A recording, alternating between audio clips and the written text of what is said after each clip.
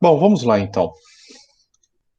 Vamos falar então sobre efeitos dos recursos, que é uma das questões mais relevantes do estudo dos recursos, tá? E na vida prática também, se você estiver advogando ou estiver recorrendo, né, em geral, não importa a posição que você se encontre, seja como defensor, membro do Ministério Público, advogado público, né, ou advogado privado, né?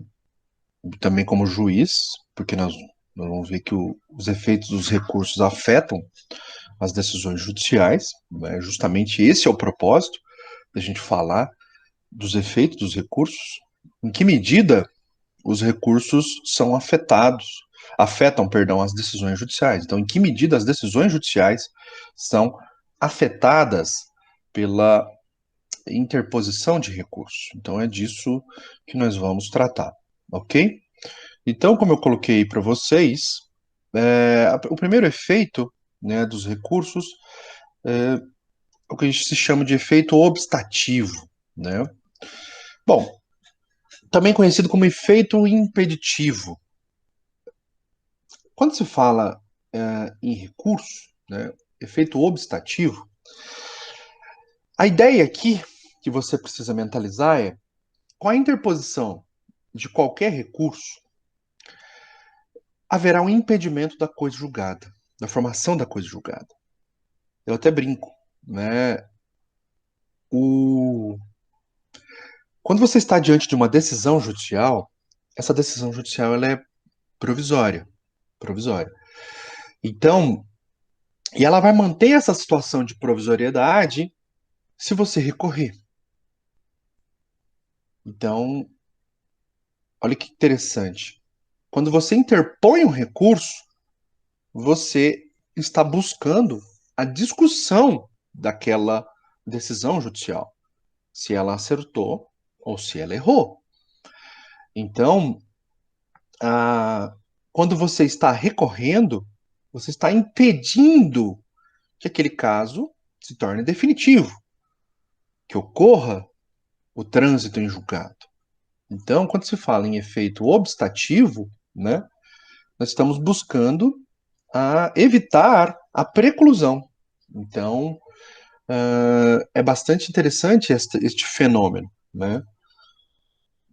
E isso é inerente a qualquer recurso. Porque quando você interpõe um recurso, você está prolongando o debate jurisdicional acerca da melhor solução a ser dada àquele caso. E quando você faz isso, interpondo um recurso, você impede, então, que aquela decisão seja definitiva, por enquanto.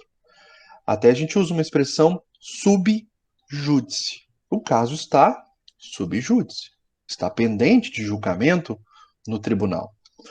Então, é bastante interessante esta constatação, né, que, que os recursos, então, eles impedem, eles obstam, tá? Se falar em obstativo, né, eles obstam a ocorrência da coisa julgada. Obstam que impedem que aquela decisão seja uma decisão definitiva sobre aquele caso. Por isso que eu disse que toda decisão é provisória. Se você recorre, ela mantém a provisoriedade até que o tribunal, o juízo ad quem, né, se manifeste sobre aquilo. Então, essa é uma constatação muito interessante que você precisa mentalizar. Em outras palavras, o Araquém de Assis ele tem uma expressão muito interessante que ele nessa linha, né, que eu utilizei de toda decisão é provisória. Só que ele fala o seguinte, que todo ato decisório que caiba recurso, passível de recurso, todo ato decisório é um ato condicional. Condicional. Olha que interessante a visão dele, né? E, e até que sobrevenha, né, um pronunciamento ulterior, né? então ele mantém aquela decisão ainda condicional, né? Por isso que eu digo, até que sobrevenha uma nova decisão, até que a gente tenha um novo julgamento, aquela decisão mantém a provisoriedade. Agora, toda decisão é provisória, toda decisão é ato condicional, ok? Por 15 dias. Se você recorre, ela mantém a condicionalidade, mantém a provisoriedade. Você não recorrendo, aquela decisão que era até então provisória vai se tornar definitiva. Ocorrerá a coisa julgada, né? Por isso que o trânsito em julgado. Transitar, né, de uma situação de provisoriedade para uma situação de definitividade. Então, olha que interessante, né? Então, meus caros, o primeiro efeito aqui que você precisa mentalizar, né? Efeito obstativo, também conhecido, né? Alguns autores chamam de efeito impeditivo. O propósito é justamente impedir a ocorrência da coisa julgada, tá bom? Então, mentaliza essa ideia, ok? Vamos para o próximo. Efeito devolutivo. Devolutivo. Extremamente importante também e é inerente a qualquer recurso, né? Basicamente, né, o grosso modo, quando você recorre, você está devolvendo a matéria para ser reapreciada pelo tribunal, né? E se recurso é meio de impugnação de decisão judicial, todo recurso tem esse efeito de devolver a matéria que você efetivamente impugnou, a que você efetivamente questionou, vai ser devolvida para o tribunal, ok?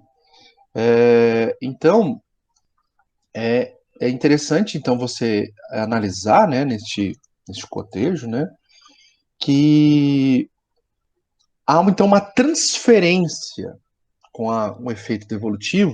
A partir do momento que você interpõe o recurso, então haverá uma transferência para um outro órgão jurisdicional. Por isso que eu falei daquela aquela questão da nomenclatura, né, para você se ater. Nós temos o juízo a quo e o juízo ad quem, né? Então, quando você interpõe um recurso, exceto os embargos de declaração, né, que é peculiar, você está devolvendo para outro órgão jurisdicional, o órgão ad quem, a atribuição de se julgar novamente aquelas matérias que você efetivamente impugnou. Por que eu digo o que efetivamente você impugnou?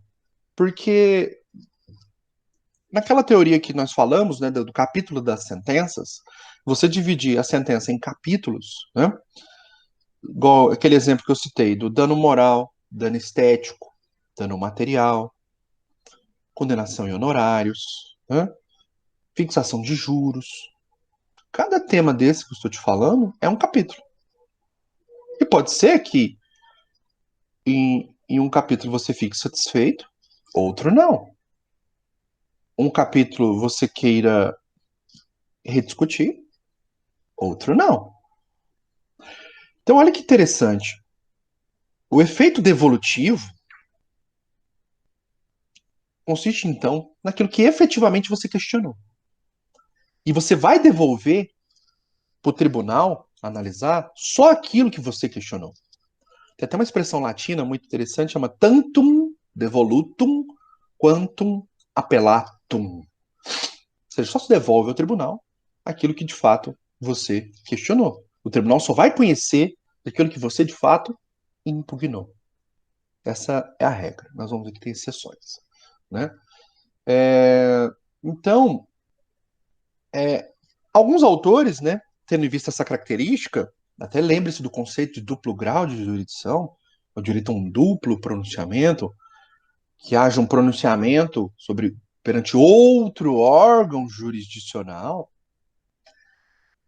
a ideia de recurso, né? Tem autores que vão falar o seguinte, que olha, não há efeito devolutivo para com relação aos embargos de declaração, justamente porque ele devolve para o mesmo órgão jurisdicional, vai para o próprio juiz sentenciante, né? Outros autores, né, falam que não há que se falar em devolutividade, porque o tribunal ele nunca teve contato com a matéria. Eu acho curiosa essa sacada, né? Se o tribunal nunca analisou aquela questão, como que está devolvendo a matéria, né, para o tribunal? Então, é interessante essa perspectiva, tá? Então, mas a ideia que você precisa mentalizar é efeito devolutivo, então, consiste na devolução, então, da matéria efetivamente impugnada ao tribunal, para que o tribunal analise, né? Outro órgão jurisdicional analise. Fica mais técnico a gente falar outro órgão jurisdicional, ou juízo ad quem, porque lá no juizado, a segunda instância, né, do juizado são as turmas recursais. E as turmas recursais não têm a natureza jurídica de tribunal. Turma recursal não é tribunal. Então, fica mais técnico você falar outro órgão jurisdicional, tá? Então, nós temos ainda alguns desdobramentos, né, sobre isso, mas eu vou deixar para explicar na, no estudo do recurso de apelação, que é o efeito devolutivo na sua dimensão horizontal, né, que é aquilo que de fato você quer que o tribunal analise, né, e nós temos também uma dimensão vertical, que é com relação à profundidade da devolução, tá? Então, eu vou deixar para analisar como a apelação ela é um recurso de direito e de fato, é um recurso que tem uma devolutividade ampla, né? Eu posso basicamente rediscutir praticamente tudo, né, o que foi decidido, né, na primeira instância, né, no âmbito do procedimento comum, né, exceto aquelas situações que já precluíram, né, que seria o cabimento de agravo, mas enfim. Então, na aula de apelação, eu vou, como é um recurso que tem uma devolutividade, a devolutividade por excelência, né, que permite então você rediscutir fatos, provas e direito, então eu vou deixar para aprofundar um pouco mais sobre a dimensão vertical, né, do efeito devolutivo nesta aula. Porque a dimensão vertical é com relação à profundidade da devolução, né? O que o tribunal irá trabalhar, com qual material que o tribunal irá trabalhar, né? Então, na hora de julgar o recurso. Então, eu vou deixar para aprofundar lá naquele momento, tá bom? Cuidado, só uma última informação acerca do efeito devolutivo, que é a seguinte, que o objeto da demanda pode ser totalmente diferente do objeto do recurso. Só você perceber o seguinte, nesse exemplo que eu te dei, qual o objeto da ação? Né, do dano moral, dano estético, dano material. Esse é o objeto da ação. Houve um evento danoso que teve repercussão com relação a dano moral, como consequência, tivemos dano estético como consequência e dano material, né? Então, você imagina lá ofensas e rogadas em público, né? A pessoa ofendendo a honra do outro. E essas ofensas em público chegaram a tal ponto, a tal clímax, que elas chegaram a se agredir fisicamente, né? Ou que houve agressão física de um face ao outro. Então, este evento danoso, um fato só, você vai ter ali uma repercussão, dano material, dano estético é agressão física, dano moral, que é agressão à honra, né? Dano material, por exemplo, que as lesões que a pessoa sofreu, ela precisou de atendimento médico, precisou de comprar medicamento, enfim. Às vezes ficou afastada, deixou de ter lucro cessante, né? Teve lucro cessante, deixou de ter lucro. Pois bem, esse é o objeto da ação. Aí imagine o seguinte, veio a sentença. Adveio a sentença depois disso. E, e tudo que você pediu, né, imagina o magistrado julgou procedente. Sua ação foi julgada totalmente procedente. Só que com relação à fixação de juros, ao invés de ele fixar a partir do evento danoso, quando aconteceu o fato, que é o que deveria ter acontecido, essa fixação, não, o magistrado vai lá e fixou a partir da citação. Então, só nisso você perdeu aí vários meses de contagem, né, dos juros. Então, é um ponto que você pode recorrer. Ainda, a sua pretensão é que os honorários advocatícios, né, que o magistrado tem que fixar em favor de quem ganha, em favor do vencedor, em detrimento de quem perde, contra quem perde. Imagina que a sua pretensão, quanto advogado do autor, seria de honorários de 15% a 20%. Por causa do trabalho que teve, enfim, aqueles critérios, né? Distância, complexidade, né? Advogado de fora. E o magistrado vai lá e fixa em 10%. Percebam, se você teve a sua demanda, dano moral, estético, material, toda ela julgada procedente, tudo que você pediu, o magistrado concedeu, deferiu, só que com relação às questões anexas, né, ou acessórias, como honorários, fixação de juros, custas, gratuidade da justiça. Imagine que nisso não ficou da forma como você gostaria, ou na forma como você pediu. Desta sentença, você pode apelar do quê, então? Com relação ao objeto da causa, você não pode recorrer. Porque se você obteve tudo que você pediu, falta-lhe interesse recursal. Então você não vai ter interesse para recorrer. Agora, com relação ao dano, à afluência de juros, não ficou da forma como você gostaria. Evento danoso e o juiz fixou a partir da citação. Então você pode recorrer deste capítulo. Honorários. Você gostaria de 15%, e o magistrado fixou em 10%. Então vamos pegar esses dois casos. Perceba, o objeto do recurso, então, qual que vai ser? Questões acessórias, questões laterais, como juros e honorários. Objeto da demanda, dano moral, estético, né? Dano material. Então perceba, nem sempre, nem sempre, nós vamos ter uma coincidência entre o objeto do recurso com o objeto da demanda, né? Então esse é um ponto que você precisa mentalizar, né? Então, e o tribunal vai analisar, então, aquilo que você de fato questionou. Por isso que chama de devolutividade. Tanto um devolutum quanto um apelatum, né? Então ele vai analisar, se você impugnou a fluência de juros, ele vai analisar só isso. Se você impugnou os honorários, ele vai analisar os critérios de fixação dos honorários. Você não devolveu acerca do quantum do dano estético. Você não está questionando. Então o tribunal não vai majorar se só você recorreu. Ele não vai majorar. Que você não questionou. Você não questionou dano moral. Não questionou dano material. Você não questionou. E nem a parte contrária questionou. O valor é aquele que foi decidido na, na primeira instância. Não, a parte contrária recorreu com relação ao mérito da demanda, o objeto da demanda da ação. Impugnou, buscando diminuir os valores. Aí lembra lá da proibição da reforma impégios, né? Então, com relação a você, o tribunal vai analisar juros e os honorários. Com relação à parte contrária, se aqueles valores devem ser mantidos ou diminuídos. Lembra?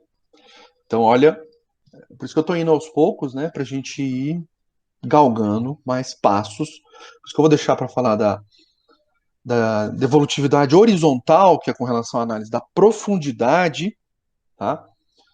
Eu vou deixar para falar isso então na aula de apelação, tá bom? Então, sobre efeito devolutivo, era isso que eu gostaria de salientar para vocês. Ok?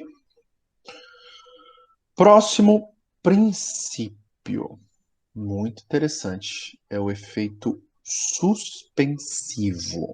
Bom, eu até trouxe aqui um panorama para você mentalizar, né? Bom, quando a gente fala em efeito suspensivo, a primeira coisa que você tem que mentalizar é que o propósito do efeito suspensivo é, obviamente, retirar a eficácia daquela decisão, né, recorrida. Fazer com que aquela decisão recorrida não produza efeitos, né? Então, impedir a produção imediata de efeitos. Daí se falar em efeito suspensivo. A questão que se coloca é a seguinte, meus caros. Não é todo recurso que tem isso. De forma automática. Somente a apelação tem. Olha só. A apelação, como regra, quando você a interpõe, o ato de interposição da apelação já faz com que aquela sentença não produza mais efeitos. Ela não vai produzir efeitos até que o tribunal se manifeste. Até que o tribunal se manifeste. E a apelação é o único recurso que tem efeito suspensivo, que a gente chama de, entre aspas, né, de automático. Decorre da lei. A lei que atribui o efeito suspensivo à apelação, como regra. E quando a gente for falar de apelação, nós vamos falar das exceções. São situações em que você está diante de uma sentença, você vai interpor recurso de apelação, e esta apelação não terá efeito suspensivo. Só para te adiantar, uma ação de alimentos, ou qualquer ação que tenha pedido de tutela antecipada, né? Porque alimentos é uma modalidade de tutela antecipada. Uma ação que você tenha pedido de tutela antecipada, se o magistrado confirma a tutela antecipada na sentença, ela vai retirar o efeito suspensivo da apelação. Então, mesmo que a parte contrária apele, você vai continuar usufruindo daquela tutela antecipada normalmente. Até porque, olha só, imagina, eu entrei com uma ação para fornecimento de medicamento de uso contínuo, para esclerose múltipla, por exemplo. Eu tive um caso desse. Você está lá usufruindo do medicamento, que ele é de uso contínuo, para fazer o controle da esclerose múltipla. Ela é uma doença que não tem cura, mas tem controle, né? Pelo menos você reduzir os impactos. É perfeitamente possível. E você precisa daquilo de uso contínuo. Então, você pede lá uma tutela antecipada, imagina que foi deferido a tutela antecipada. E você está usufruindo daquilo durante todo o processo. Imagina que o processo tenha durado só 3 anos. Aí veio a sentença, né? E aí que está o ponto. Veio a sentença. Se da sentença for julgada a ação procedente e o magistrado confirmar aquela tutela antecipada, dizendo o seguinte, olha, aquela tutela que eu dei lá atrás, né, eu estou confirmando ela aqui na sentença, porque o pedido está sendo julgado procedente. Se a parte contrária apela, imagina, eu entrei com ação contra o IPSENG, né, eu entrei com ação contra o plano de saúde. Então, a parte contrária apelando, como foi confirmada a tutela antecipada na sentença, então essa apelação não vai ter efeito suspensivo. Ou seja, e olha a lógica do sistema, eu vou continuar usufruindo daquele medicamento, mesmo pendente o julgamento no tribunal desta apelação. Tá? Então, o sistema previu algumas situações em que a apelação não vai suspender a eficácia da decisão. Não vai. E essa situação de confirmação de tutela antecipada é o ponto crucial aqui. Né? Até porque não faria sentido. Imagina você, se toda apelação tivesse efeito suspensivo. Imagina. Você conseguiu lá alimentos, né, para o filho ou para a filha do seu cliente. tá lá pagando alimentos normalmente, durante todo o trâmite processual. Aí vem a sentença. Se toda apelação tivesse efeito suspensivo, a sentença seria um calvário. A solução do mérito, a solução final seria um calvário. Você fala, nossa, Deus que me livre. Ah, meu Deus, veio a sentença. Ele vai apelar e vai suspender. E a pessoa que estava recebendo medicamento, a pessoa que estava recebendo os alimentos, né? Ou o seu nome que tinha sido tirado do Serasa, do SPC, vai voltar, né? Iria voltar para os cadastros restritivos de crédito. Você ia parar de receber o medicamento, ia parar de receber os alimentos. Então, não faz sentido. Não faz sentido. Então, por isso que o legislador previu o quê? Algumas situações em que a apelação não tem efeito suspensivo. E essa da alimentos, confirmação da tutela antecipada na sentença, não vou ver todas elas. Tem mais hipóteses. Nós vamos ver todas elas no estudo da apelação, tá? O que eu quero te dizer aqui é o seguinte, ó, apelação é um recurso à parte. Com relação a este efeito.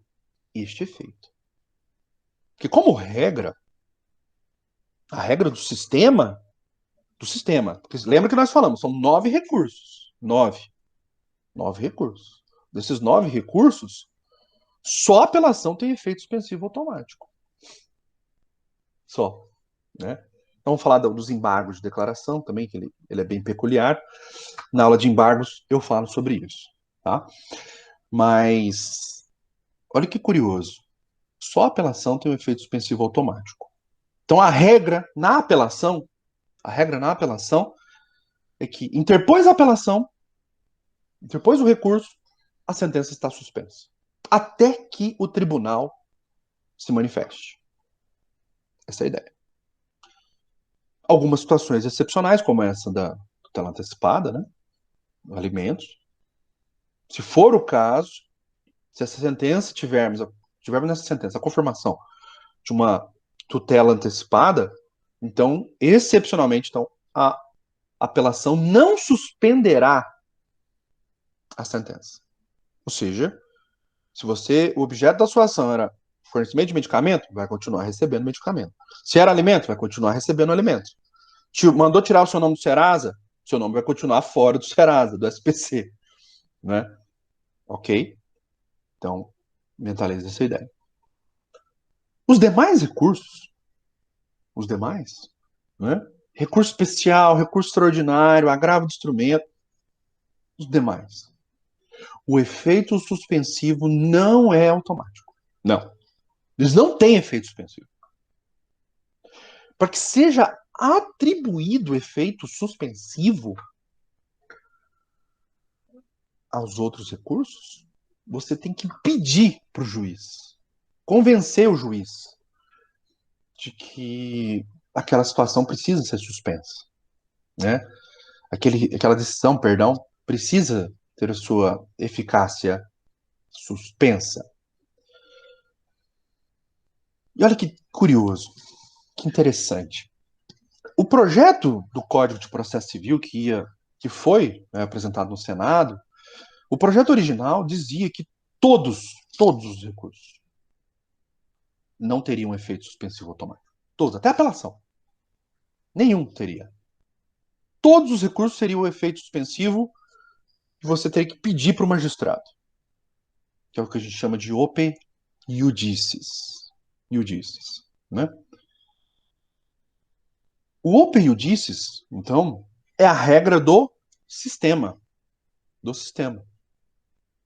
Ou seja, para se atribuir efeito suspensivo, você tem que requerer expressamente a atribuição deste efeito. Então, se você vai interpor um agravo de instrumento no tribunal, né?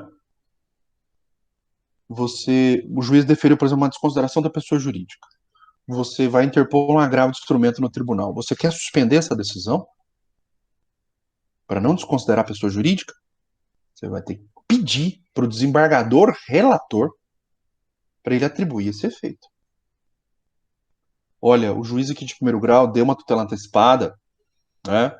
mandando o meu cliente pagar R$ 3.000 de alimentos. Meu cliente não tem condições de pagar este valor. Né? Ele vai acabar sendo preso porque ele não tem condições econômicas. Esse valor é absurdo. Você vai ter que interpor, então, um agravo do instrumento no tribunal e pedir para o tribunal suspender essa decisão. Pedir para o relator para ele suspender. Então, o fato de você agravar no tribunal não suspende automático. E você tem que pedir. Se você não pedir, eles não vão suspender. Então, tem que ser formulado expressamente também o pedido de suspensão. Isso é muito importante. Olha só, vamos comentar o esquema que eu pus aí para vocês, que está no slide. Ó, o chamado efeito suspensivo automático,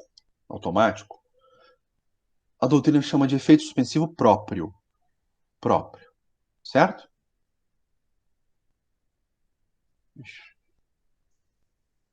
E é o que a gente chama de opelegis, porque ele decorre da lei. A lei é quem atribui efeito suspensivo ao recurso. Então não passa pelo juiz. Não é o juiz que vai atribuir ou não efeito suspensivo. É a lei. Por isso que eu disse, isso aqui é inerente à apelação. Apelou, está suspenso. Regra. Só que essa é a regra da apelação. No sistema como um todo, são 9 recursos. 9. Esse sistema opelegis é exceção. Cuidado com isso que eu estou te dizendo. Isso não é jogo de palavras. Não, parece, mas não é. O efeito suspensivo automático é regra só na apelação, com relação à apelação. Mas com relação aos demais recursos, que são 8, lembra que são 9 recursos no total, a apelação é só um. Então, com relação ao sistema como um todo, aí o sistema como um todo, eu estou analisando os 9 recursos. O Opelegis é exceção, porque só apelação tem. Ok? Não, não, Murilo, ó, a próxima aula vai ser sobre apelação. Ok. Quando eu for falar de apelação, a regra na apelação é que o efeito suspensivo seja Opelegis. Ou seja, efeito suspensivo que decorre da lei. Efeito suspensivo automático. Ok? Todos os demais recursos que eu for analisar, nós vamos falar que o efeito suspensivo é ope iudicis, que é o chamado impróprio. O efeito suspensivo impróprio. Esse aqui. Por que é impróprio? Porque quem tem que atribuir é chamado de impróprio pela doutrina, porque quem atribui não é a lei, é o juiz.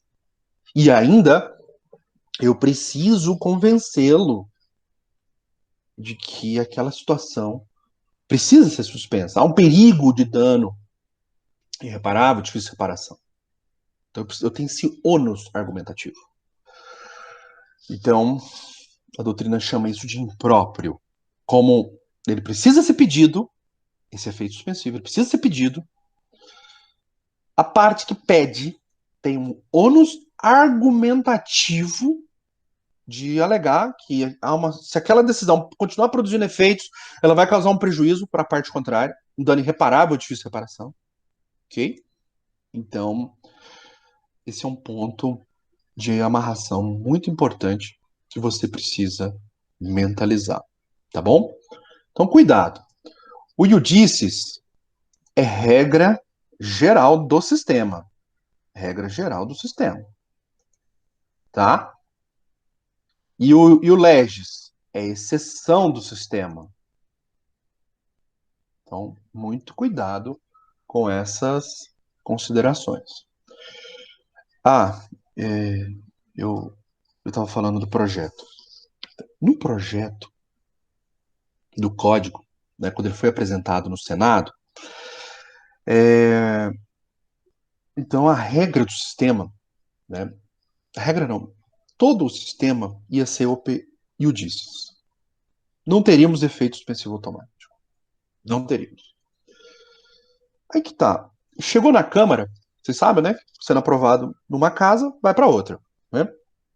Na hora que o projeto do Código de Processo Civil foi para a Câmara aprovar, a Câmara voltou o sistema de 73. Ou seja, como que era o sistema de 73? Que é o que está aí. O sistema de 73 é apelação tem efeito suspensivo automático. Opeleges. E, excepcionalmente, a apelação vai ter o efeito suspensivo iudices. Ope iudices. Esse era o sistema de 73. Então, a Câmara viu aquilo e falou assim, mas peraí, todos os recursos vão ser iudices? Todos? Até a apelação? Até a apelação vai ser iudices? Então, a Câmara foi lá e alterou. Alterou e colocou o sistema de 73 no efeito suspensivo da efeito suspensivo da apelação. Aí, é claro, como foi feito um aditivo ali, né, como foi feita uma alteração, essas alterações voltam para o Senado, que foi a casa iniciadora, e o Senado deixou para lá. O Senado falou, não, tudo bem, eles mudaram isso, né, voltaram o efeito suspensivo para apelação, tudo bem, não vou mexer nesse vespeiro, não. Eles têm muitos processos, né, meus caros? Então, acho, dizem as más línguas que foi por isso, né? Então, porque você imagina, né? Para ganho de efetividade, é claro que seria muito interessante. Todas as sentenças, todas. Imagina se fosse o projeto originário, se fosse, que foi apresentado no Senado. Todas as sentenças seriam efetivas. Todas as sentenças iam produzir efeitos a partir da publicação. Se você quiser suspender, né, a produção de efeitos de uma sentença, você teria que pedir, né, a sua suspensão e comprovar, tendo um ônus argumentativo de que é, há um perigo de dano irreparável. Né? E aí nós vamos ver, quando eu for estudar com vocês os recursos em espécie, vamos falar um por um, né, dos recursos, aí eu vou entrar nesse tema efeito suspensivo. Porque aí nós temos peculiaridades. Para quem que eu vou pedir efeito suspensivo? Para quem? Para o próprio juiz? Para o tribunal? Para o relator? Então eu vou comentar essas questões procedimentais, que vai depender do momento, né, onde o processo estiver, né, onde, dependendo do momento, nós vamos ter um endereçamento do pedido de efeito suspensivo diferente, tá? Então, eu vou deixar então para analisar esses detalhes do efeito suspensivo quando eu estiver falando sobre os recursos em espécie. Por exemplo, na apelação, para você ter uma ideia, só para te adiantar, ela admite efeito suspensivo baseado em tutela antecipada não urgente, tutela de evidência. Só a apelação também admite isso. Então, para não confundir, como eu quero que você primeiro assimile as ideias gerais, nós estamos na teoria geral ainda dos recursos, então eu vou deixar para esses pontos de maior aprofundamento quando eu estiver falando dos recursos em espécie, tá? Então eu vou devagar, vamos primeiro assimilar as ideias, para depois a gente ir para os aprofundamentos, ok? Então chegaremos lá, tá? Então quando eu for falar de cada recurso, e nós vamos estudar um por um, eu vou falar, gente, efeito suspensivo aqui, opeleges, não, opeiudices, como que nós vamos fazer? Ônus argumentativo, perigo de dano irreparável. Para quem que eu vou pedir o efeito suspensivo? Aí eu não vou entrar nesses detalhes, ok? Então, me aguardem quando a gente for falar dos recursos em espécie. Um outro ponto que eu quero falar, vou até acrescentar aqui, eu ia falar isso dentro do agravo. Eu ia falar, mas eu vou mudar de ideia aqui, eu vou acrescentar aqui agora. Efeito ativo. Efeito ativo é do agravo, próprio do agravo, de instrumento. Eu ia falar lá na aula de agravo, mas eu quero aproveitar o ensejo aqui, ok? Então vamos falar de efeito ativo, que é bem interessante. Isso que é inerente ao agravo do instrumento. Tutelas antecipadas, né? Olha só, por que eu estou entrando em efeito ativo? Porque nós estávamos falando sobre efeito suspensivo. E que o propósito é suspensão, então, da produção de efeitos de uma decisão. Eu quero que aquela decisão não produza efeitos. Por isso que eu quero suspender. Por isso que eu quero o efeito suspensivo. Pois bem. Mas vai ter situações, meus caros, que eu vou estar numa situação invertida. Vai ter situações que eu pedi uma tutela antecipada para o juiz e o juiz não deu. E aí? Olha só. Você vai lá, entra com uma ação qualquer, e pede lá, por exemplo, uma ação de declaratório de inexistência de débito e pede para tirar o seu nome do SERASO, do SPC, os cadastros de de crédito. Sustentação de protesto. E o juiz fala: não vislumbro, né, plausibilidade no pedido, então indefiro. Indeferiu. O seu nome está lá. E aí? Você foi lá e pediu declaração de nulidade de, de uma cláusula do plano de saúde, uma prática abusiva do plano de saúde, de se negar a um tratamento terapêutico, médico, né? Você entrou com um pedido de tutela antecipada, obrigação de fazer, por exemplo, que o plano de saúde proceda, né? E que aquela cláusula, aquela prática restritiva, ela é abusiva. E o juiz fala: não, indefiro. Você não pode esperar, meu amigo. Você não pode. Você está diante de uma situação emergencial, né? Imagina, seu nome está no Serasa. Você precisa tirar o nome dos cadastros de de crédito, o título está protestado. Você precisa tirar aquilo, sustar aquilo, suspender, né? Aquela providência concreta. Você precisa daquela tutela antecipada para sustar o protesto. Você precisa daquela tutela antecipada para fornecer o medicamento ou para proceder a uma intervenção cirúrgica. E você pediu a tutela antecipada e o juiz indeferiu. O que fazer? Vai pedir efeito suspensivo? Suspender o que não existe? Vai suspender uma não decisão? Não. Então, quando você pede uma providência jurisdicional, me acompanhe. Você pede uma providência jurisdicional, tutela antecipada, tutela cautelar, e o juiz não te dá, então você vai ter que pedir para o tribunal. Você vai ter que agravar, agravo de instrumento, e pedir para o tribunal te dar aquilo que o juiz não te deu. Pedir para o tribunal, aí vai sortear o relator, né? Pedir para o relator, para ele conceder aquela tutela antecipada que não foi concedida na primeira instância. Isso é o efeito ativo. Efeito ativo é a antecipação de tutela no tribunal. Antecipação de tutela recursal. Quando eu pedi uma tutela aqui na primeira instância e ela foi indeferida, ou ela foi denegada. E aí eu preciso que ela seja concedida. Eu estou diante de uma situação emergencial. O magistrado foi insensível, o magistrado não analisou todos os detalhes. O que eu vou fazer? Interponha agravo no tribunal de instrumento e peça para o tribunal conceder o efeito ativo. Efeito ativo é o que, então? Para o tribunal conceder aquela providência emergencial que você está precisando e que o juiz de primeiro grau não deu.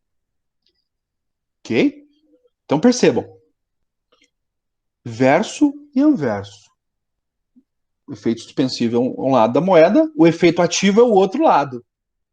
Efeito suspensivo quando você quer suspender uma decisão. Efeito ativo quando você quer conceder uma decisão. Olha que interessante. Olha que interessante. Né? Vou pegar um exemplo aqui. Alimentos. Só para você ver que às vezes o seu interesse pode mudar. Alimentos. Entrei com uma ação de alimentos. Pedi para o juiz fixar R$ 2.000, conforme as necessidades lá do alimentando. O juiz falar indefiro. Vamos aguardar o contraditório. Né? Então eu vou entrar com agravo do instrumento e pedir para o tribunal me dar aquilo que o juiz aqui não deu. Né? Ou até majorar. Às vezes eu pedi dois, ele me deu só um. Ok. Efeito ativo. Agora, imagina que eu estou advogando pelo réu. E que o réu, nesse exemplo que eu te dei, ele não tem condições. Se o juiz fixou os alimentos e o réu não tem condições, eu estou advogando pelo réu, então eu tenho que buscar a suspensão daquela decisão. Suspender. Porque se não suspender e ele não pagar, ele vai preso. Vocês sabem disso, né? Os efeitos da quando é alimentos, o não pagamento pode ensejar a prisão, né? Então olha que curioso, né? Então, efeito suspensivo, quando você já tem uma decisão contrária aos seus interesses e você precisa suspender. Efeito ativo é quando você precisa de uma decisão e o juiz não te deu. Ok? E você vai pedir para o tribunal te dar aquilo que o juiz não deu. Então, o efeito suspensivo também é conhecido, desculpa, o efeito ativo também é conhecido como antecipação de tutela recursal.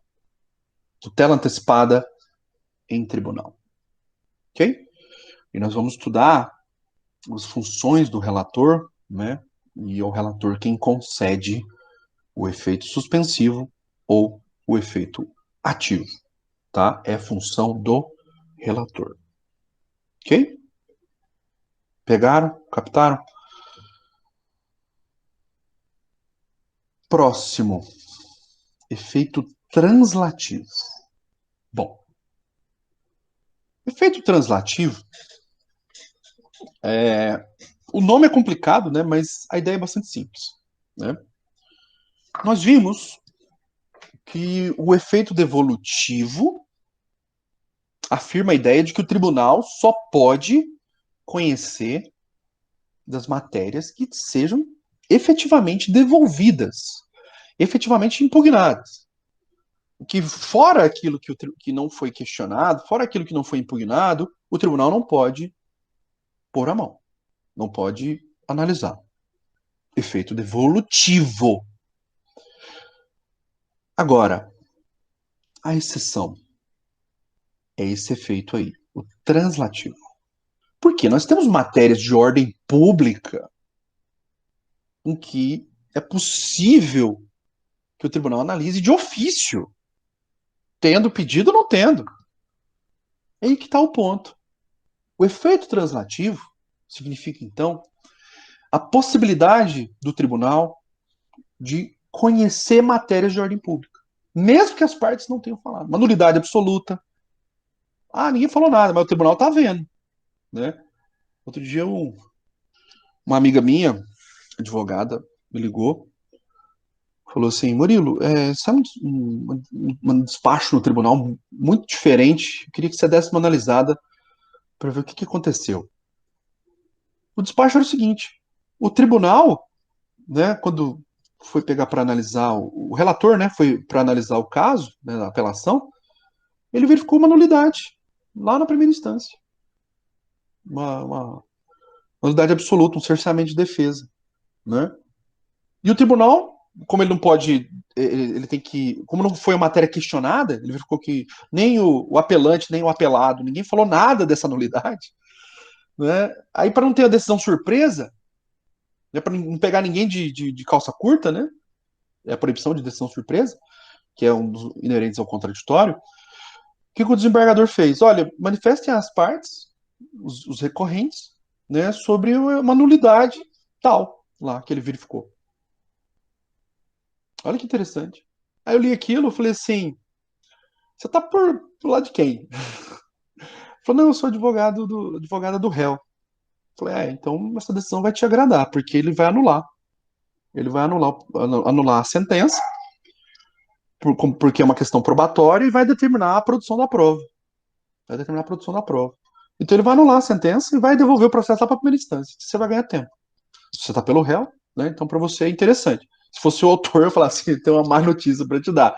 Ele vai anular a sentença e vai devolver lá para a primeira instância, porque ele entende que tem que produzir aquela prova, né? Então, o que ele fez aí? Efeito translativo. Matéria de ordem pública, condições da ação, pressupostos processuais, nulidades absolutas, respeito, que, por exemplo, respeito ou desrespeito a garantias, né, fundamentais, não é? Então, essas questões por serem de ordem pública, independe de pedido. Se as partes discutiram ou não discutiram, o tribunal vai analisar isso, né? É, todos os requisitos de admissibilidade que nós falamos, né, são também matéria de ordem pública. Requisitos de admissibilidade da ação são matéria de ordem pública, como condições da ação, pressupostos processuais, né? A constitucionalidade de uma lei, né? Então, nós temos uma série de questões interessantes sobre o efeito translativo, né? Então, é a ideia de que o tribunal pode conhecer originariamente, sem que as partes tenham discutido, matérias de ordem pública, tá? Então, é bem interessante isso, tá? E também, quando eu for falar do efeito devolutivo, né, com relação à profundidade, também eu vou dar mais uma aprofundada com relação a isto, tá bom?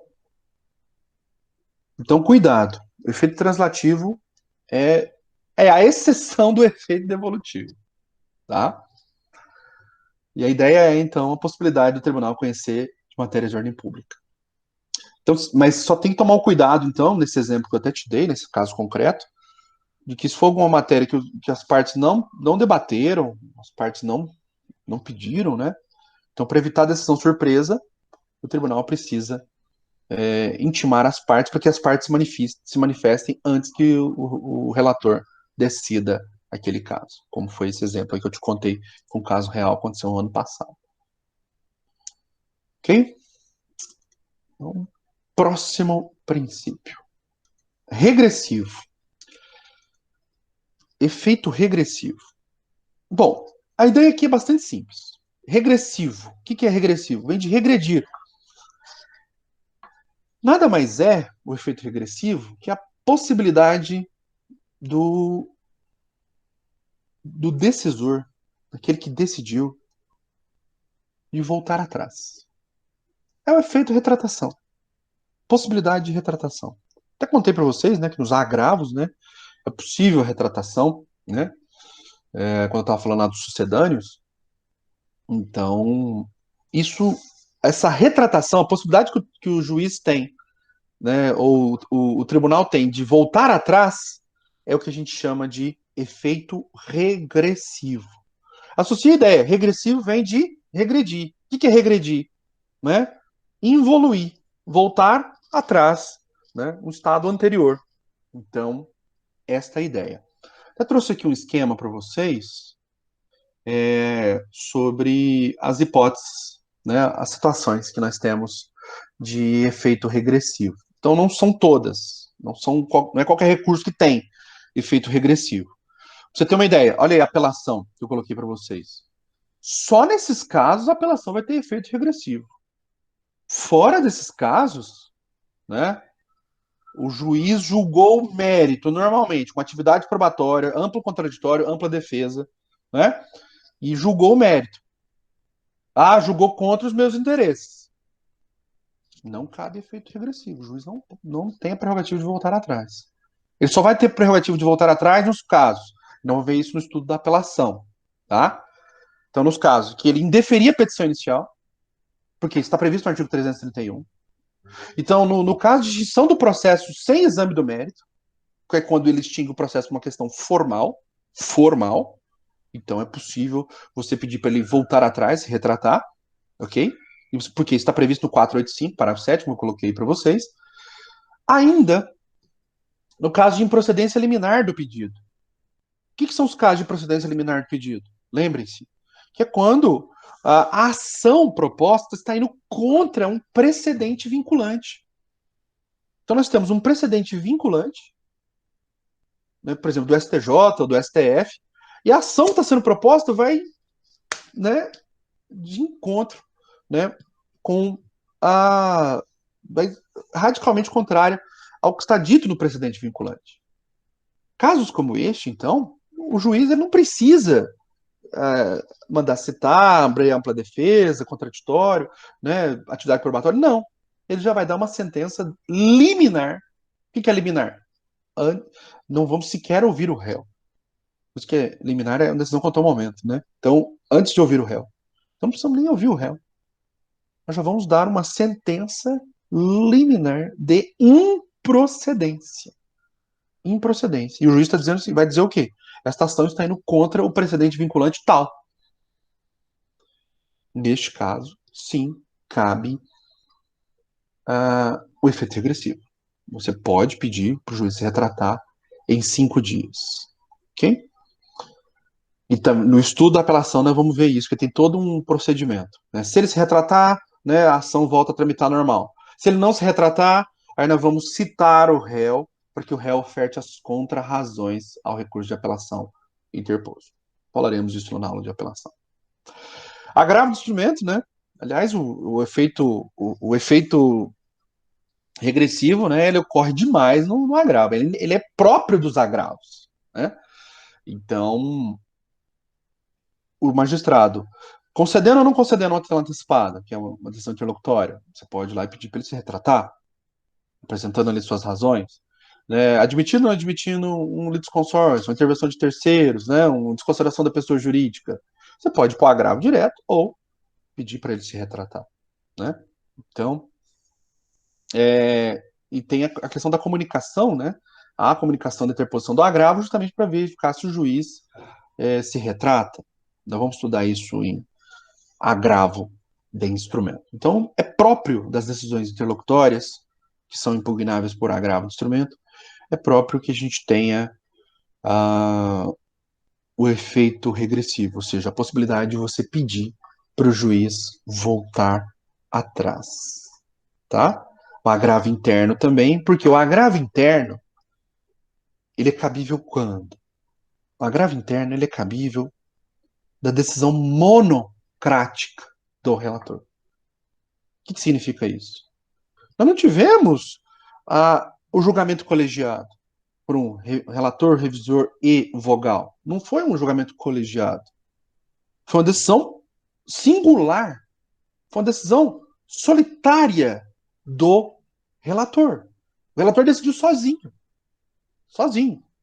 Então, desta decisão do relator, quando o relator decide sozinho e sequer manda para o relator, ou para o revisor, ou para o vogal, e nós vamos ver, por isso que eu preciso falar sobre os poderes do relator, nós vamos ver isso, né?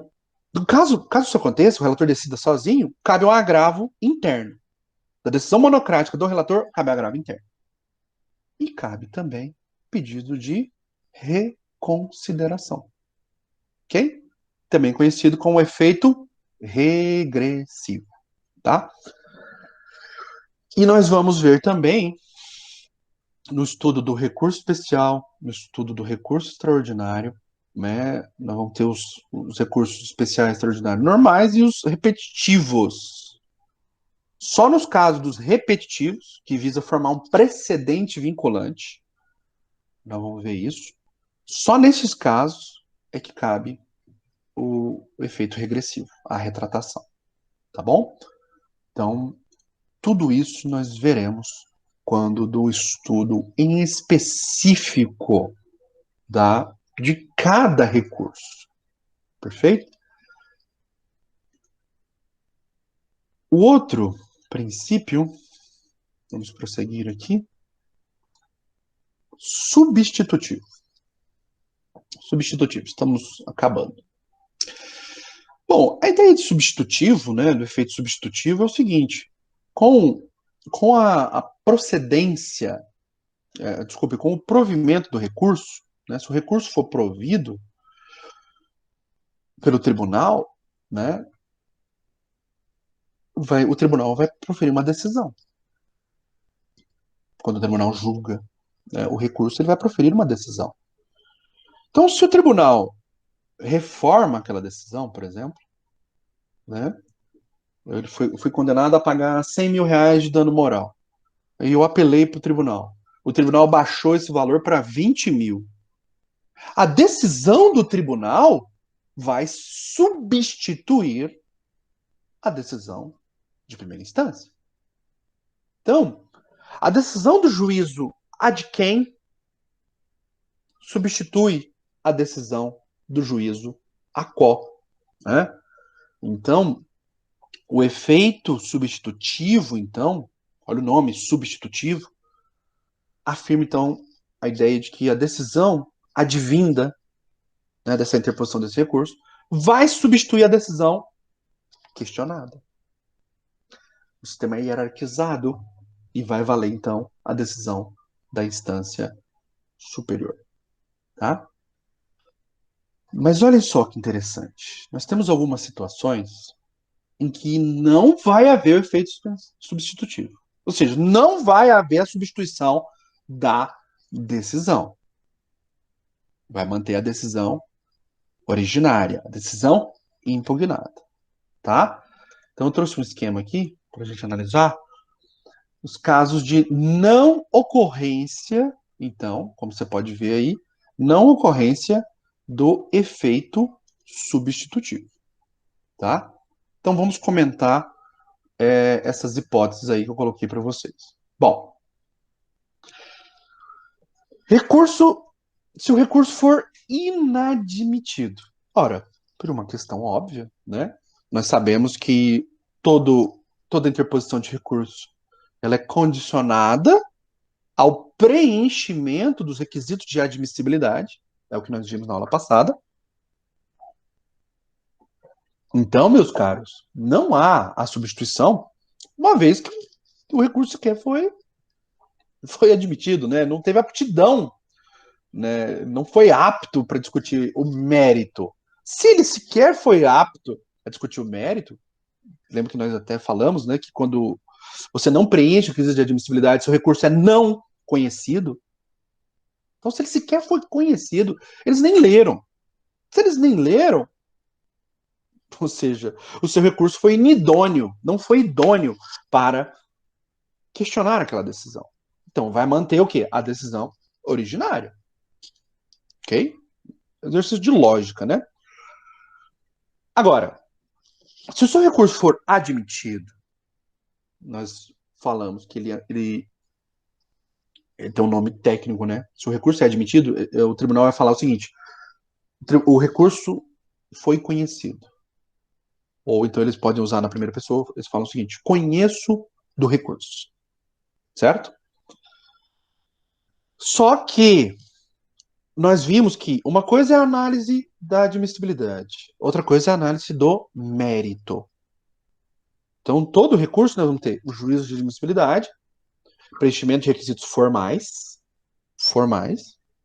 nós já vimos, e outra coisa é o juízo de mérito, que é para saber se você tem razão ou não, se reforma ou se anula a decisão. Essa é a análise do mérito, do recurso, ok? Se você tiver o seu recurso admitido, então eles vão falar, conheço do recurso. Se aquilo que você está questionando, você tiver razão, o tribunal vai usar uma nomenclatura própria também. Dou provimento ao recurso. Conheço e dou provimento ao recurso. Ok? Agora, se o tribunal admite seu recurso, você preencheu os requisitos de admissibilidade, mas o tribunal verifica que você não tem razão, o tribunal vai falar o seguinte: conheço do recurso, mas nego provimento. Ou seja, se ele negou o provimento, ele está dizendo que você não tem razão na sua impugnação. Você questionou uma decisão judicial e o tribunal está dizendo que você não tem razão. Se você não tem razão, ele vai manter a decisão que você questionou. Então, ele vai dizer o seguinte: olha, a decisão, a sentença, por exemplo, né, a decisão que você impugnou, ela é perfeita. O juiz lá acertou. Se o juiz acertou, estou mantendo a decisão. Se o tribunal está mantendo a decisão, óbvio, não substituiu. Ok? Então, a outra hipótese que eu coloquei para vocês é se for conhecido e provido para anular a decisão recorrida. Se o tribunal anula a decisão recorrida, essa decisão desaparece. Desaparece. Então, a decisão foi desfeita. O tribunal anulou. Se a decisão foi desfeita, então não há que substituir algo que, né, não existe. Então, só há que se falar, então, em substituição, efeito substitutivo, se o recurso for conhecido e provido para reformar a decisão. Reformar a decisão. Se for para anular, não. Ok? Então, eu vou até refazer aqui meu esquema, porque conhecido e provido para anular a decisão. Anular. Então, se for para reformar, aí sim nós vamos ter o efeito substitutivo. Então, resumindo, meus amigos, só haverá efeito substitutivo.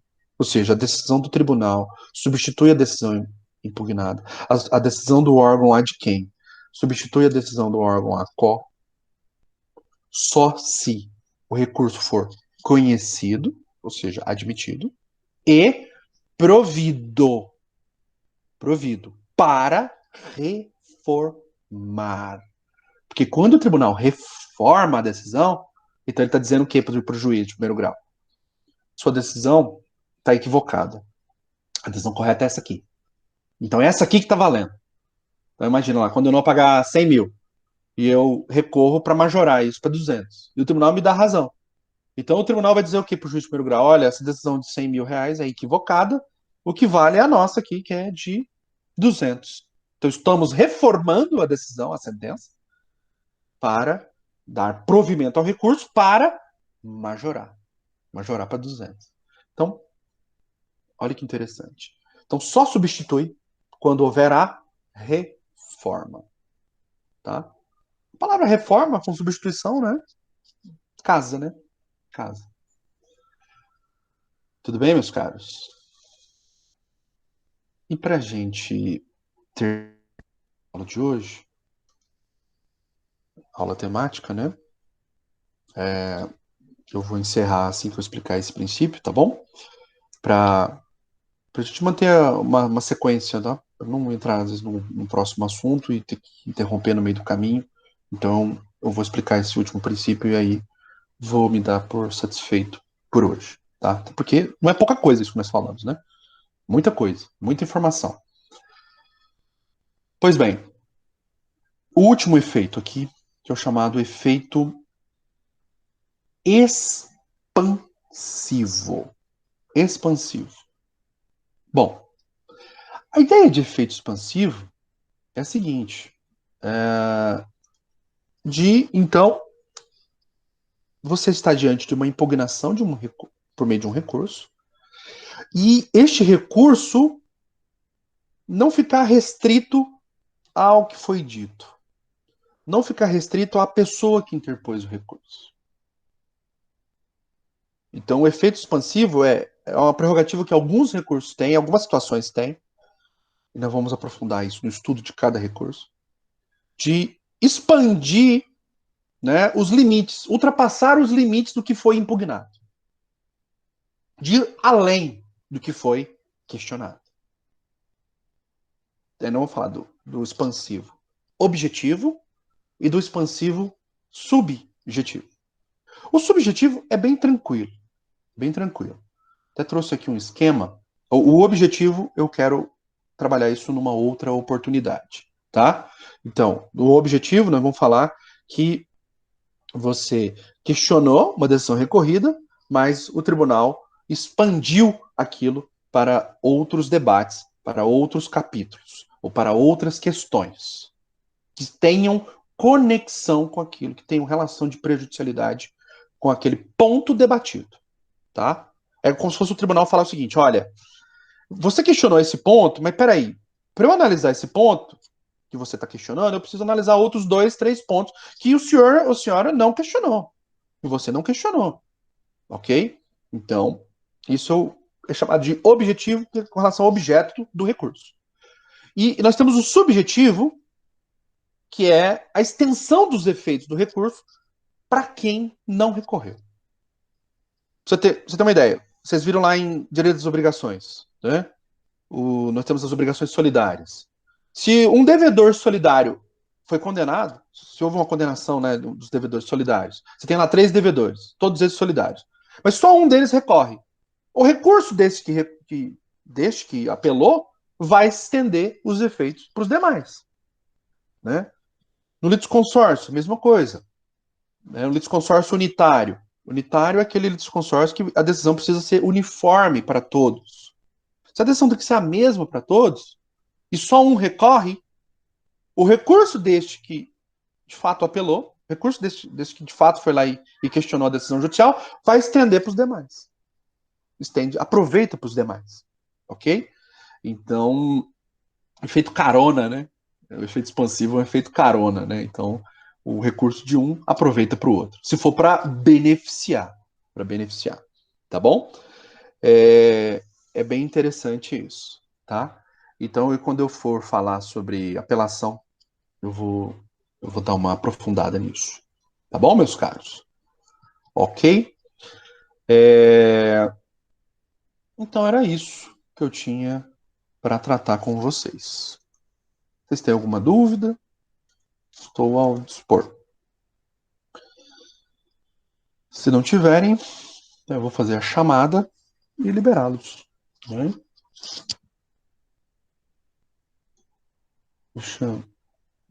Vou abrir aqui a página da fax para a gente fazer então a chamada.